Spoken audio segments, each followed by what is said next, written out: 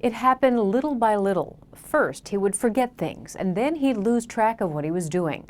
Lewy body dementia took over the life of the man you're about to meet. The disease is the second most common form of dementia, Alzheimer's being the first. There is no cure, but experts at Mayo Clinic are researching Lewy body disease in hopes of improving the lives of people who struggle with it.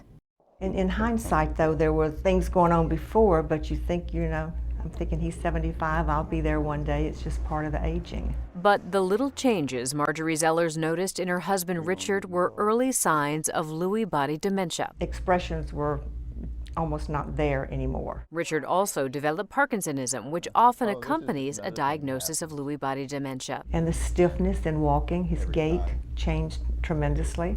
Their lives have also changed tremendously. Because he was a boater, tennis player, racquetball player. Richard is not independent anymore. His symptoms are slowly getting worse. 6 months ago, I just kept thinking it's going to go back. I kept wanting it to be like it was.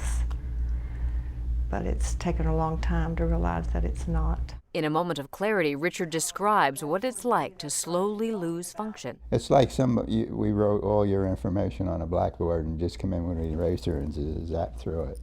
And what's left is the problem.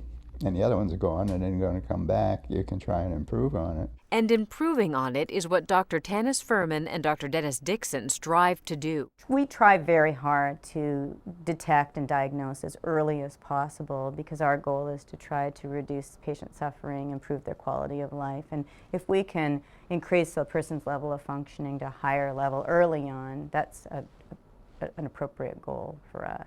Dr. Furman says it's key to make sure the diagnosis is correct. You see, Lewy body disease is often misdiagnosed as Alzheimer's disease, and the two may respond differently to some medications. And because there is no cure, the disease will inevitably progress.